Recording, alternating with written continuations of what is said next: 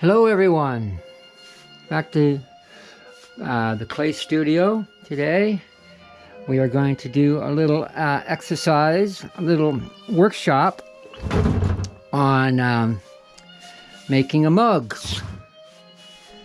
And these are some of the stuff I've been working on the last couple of days. There they are. You can see them.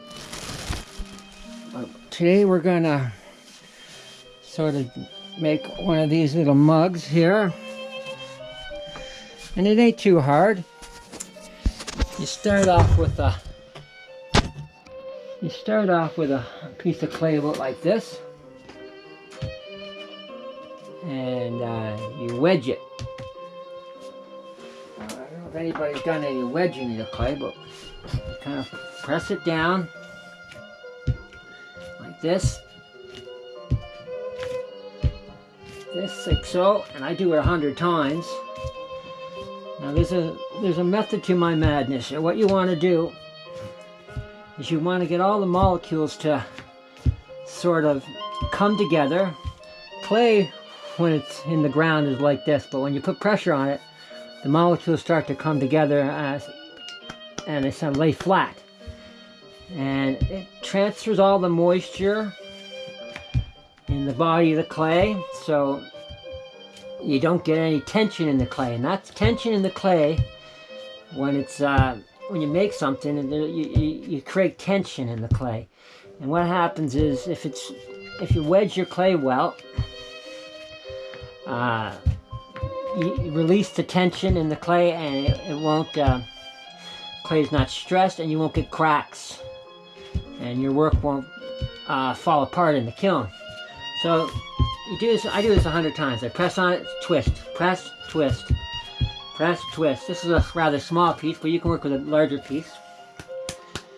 And after 100 wedges, you start to get a ball together, and you start to roll it out. You take your roller, and you go right in the middle. You roll it one way, and you roll it the other way. And eventually, you get a nice large slab, like this one. This is about 10 inches by 4 inches.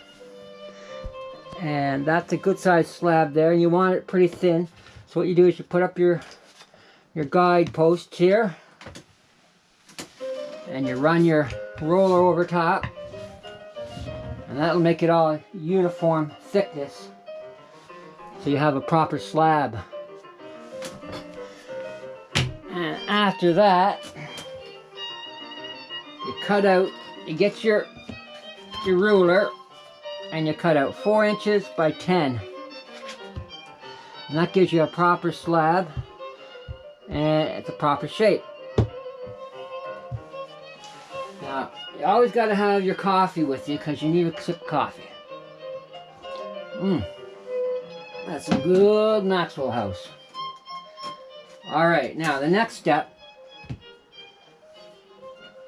after which you want to take your clay, and you want to kind of set it up like this, and you roll it around. When it's a little bit set, you let the clay rest for a while, so it's a little bit dried out a bit. Just not a lot, but just a little bit. And you bring it around, and you find you get yourself together here, and there you got your mug shape. That's not going to do. You're going to have to go on from there.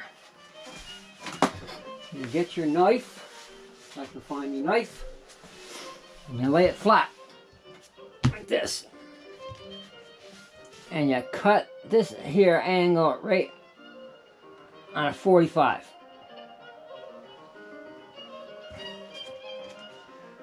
Gives you a nice beveled edge there.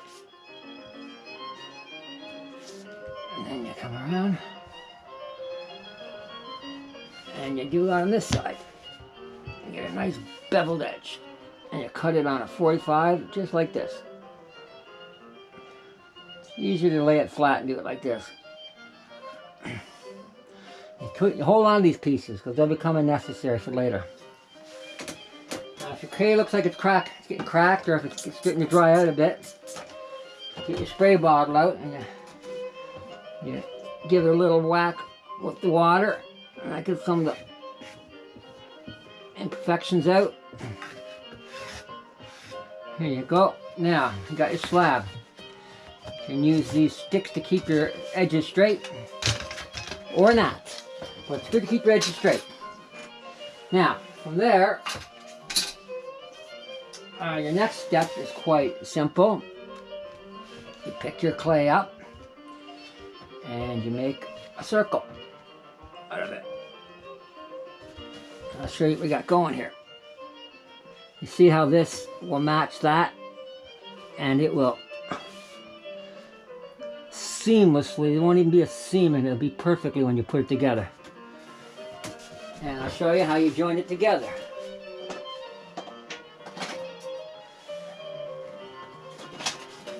Take a tool like this. This is called a scoring tool. You see the edges on it? What you do, you take a little bit of slip. This is slip here, which is just liquefied clay. And you run your scoring tool up along the side of that, like that, and makes it nice and gives it more surface area. And you do it on this side too. There you go. And that gives it a lot of surface area. Then you take a paintbrush or a stick or something, and you run a line of slip down there. Slip is like glue, so it'll act to join these two sides together. There you go. You get lots on there. And then basically you just take your sides and you join them together.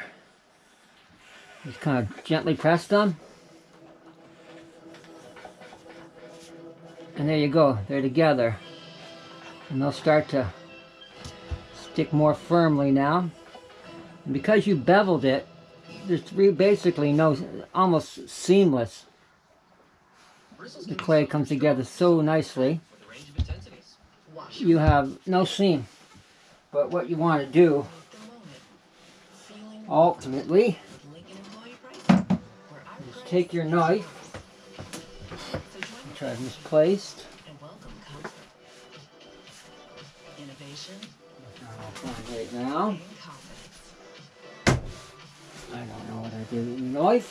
I have lots of them, so when you run into a situation like that, you got another knife. Here, I got me sculpting knife right here. And you run your knife up along the side there, like that. Are we still recording? Yes, we are. And that just nice and gently, so you don't destroy the integrity of your line. And you run it, and pretty soon that join mark is pretty much gone.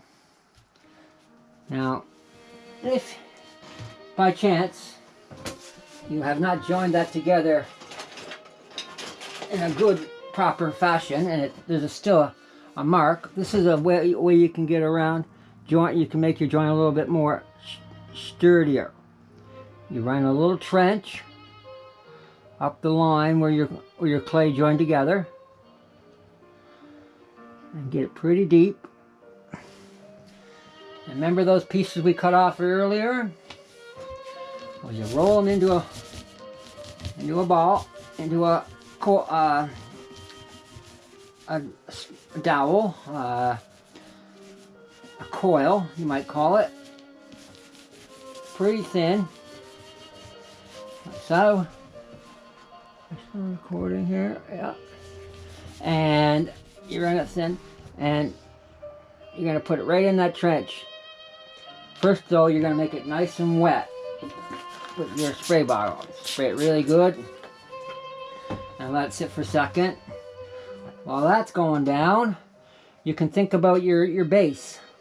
These discs here, same thing, you wedge some clay out and you make a disc. And you roll out your base. Now you don't know what size your base is going to be, so you just kind of roll it out into a general shape, and then you'll make it larger or smaller later. Sometimes I roll it like this. You give it the old wagon wheel roll, and that kind of evens out your wheel. Okay, we'll go back to the wheel. Now that this is called a fillet, because it actually fills that little area there and creates a very strong bond, so that you don't have to worry about your cup ever separating. And you take your knife and you run your knife always from the middle out, and that way you won't destroy the integrity of your fillet. And once it gets down lower, you can run it sideways or on a diagonal.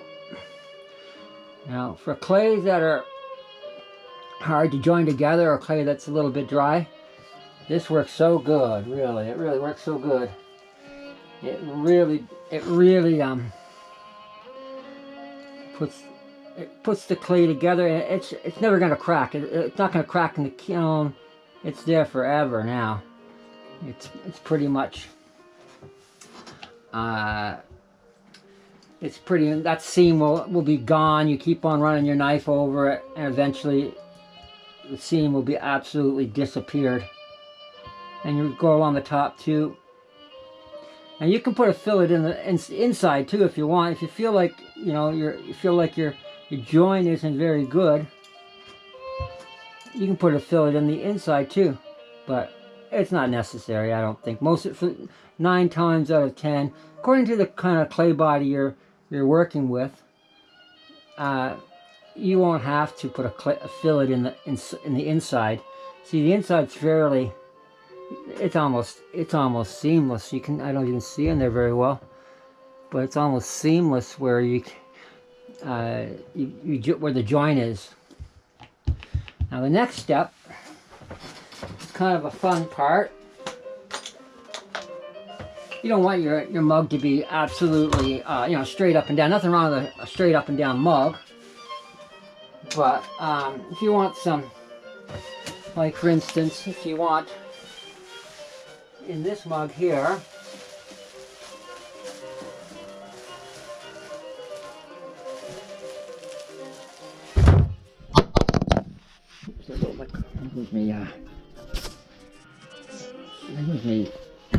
oh well, that didn't. Alright, we're alright. We're back in business. Yeah, you want your mug to have a little bit of shape and style. So what you want to do is you take your ruler. You make sure it's nice and clean. Don't have any debris on it. This one does. And you got a turntable. I use a turntable, but you don't have to. And you gently paddle it on the top. Sometimes I gotta squish it together and I paddle, squish together, paddle, squish together, paddle, and turn. And after a while, you gather some contour to your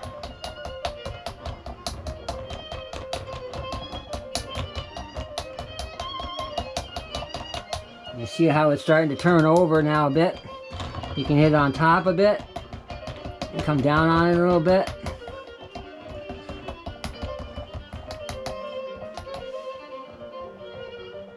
All along you try to make sure there's no cracks. If there's cracks, just take your little bit of water and give it a little spray and just kind of smooth it over with your thumb. That's what I do. Give it a little spray And that keeps that line from cracking. If it's going to crack, it's going to crack right along there, or where you joint. If you get a bit of moisture, but not too much moisture. Moisture, you seem like using a lot of water is going to help you, but it really doesn't. You use the least amount of water you can, actually. Then you flip it over, and you do it on the other side too.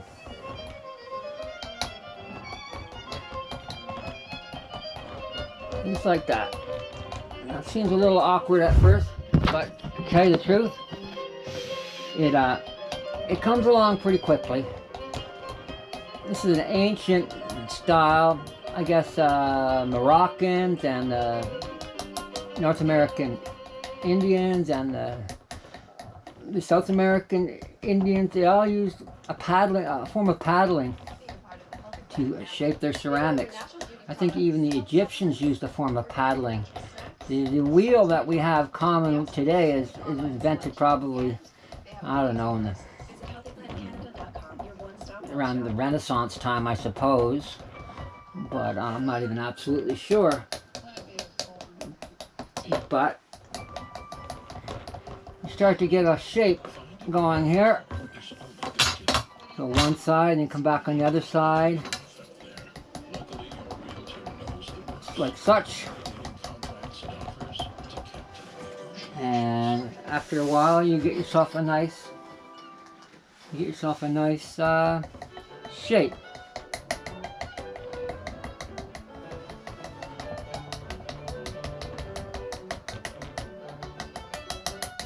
Actually pick the barrel up and you can sort of squish out the sides a little bit. Make them even. Now, you go at that for quite a while, and you come up with something like this.